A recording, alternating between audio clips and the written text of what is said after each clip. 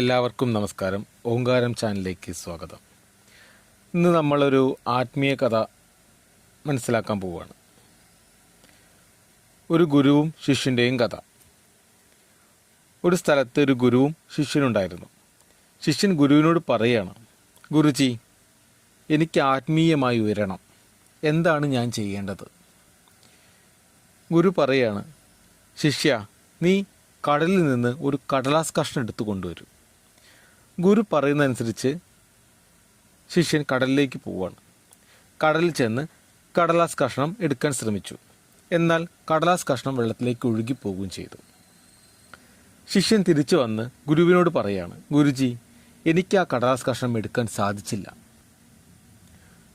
ഗുരു പറഞ്ഞു, ശിഷ്യ, നീ കടലാസ് കഷ്ണം എടുക്കാൻ ശ്രമിച്ചപ്പോൾ നീ കടലിലേക്കാണ് കൂടുതൽ ശ്രദ്ധിച്ചത്. എന്നാൽ നീ കടലാസ് കഷ്ണത്തിൽ ശ്രദ്ധിച്ചില്ല. അതുകൊണ്ട് നിനക്കത് എടുക്കാൻ സാധിച്ചതുമില്ല. ശിഷ്യൻ പറഞ്ഞു, ഗുരുജി, എന്താണ് നിങ്ങൾ പറയുന്നത്? എനിക്ക് മനസ്സിലാകുന്നില്ല. ഗുരു പറയാണ്, ശിഷ്യ, ആത്മീയമായി ഉയരാൻ നീ ലോകത്തിലേക്ക് കൂടുതൽ ശ്രദ്ധിക്കരുത്. നീ നിന്റെ ആത്മാവിൽ ശ്രദ്ധിക്കണം. അപ്പോൾ നിനക്ക് കൂടുതൽ ഉയരാൻ സാധിക്കും.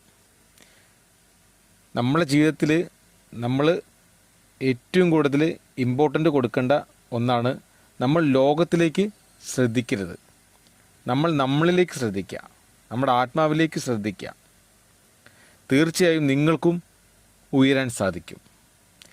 എല്ലാവർക്കും ഈ ആത്മീയ കഥ ഇഷ്ടമായെന്ന് വിചാരിക്കുന്നു. കൂടുതൽ കഥകളും കൂടുതൽ അറിവുകളും കൂടുതൽ ഭക്തികളും എല്ലാം നിറഞ്ഞ നമ്മുടെ ഓങ്കാരം ചാനൽ എല്ലാവരും മറക്കാതെ സബ്സ്ക്രൈബ് ചെയ്യുക.